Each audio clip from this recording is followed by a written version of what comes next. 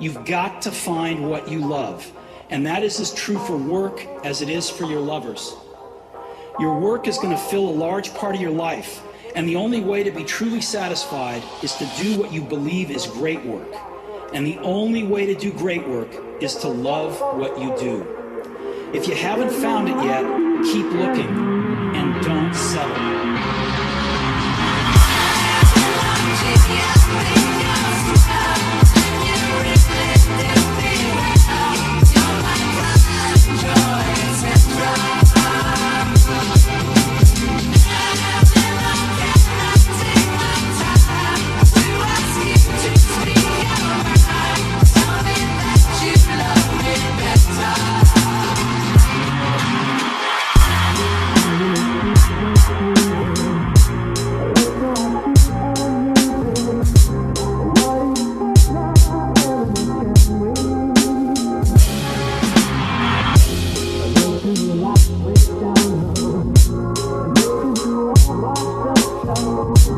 I think I love you, and I love me.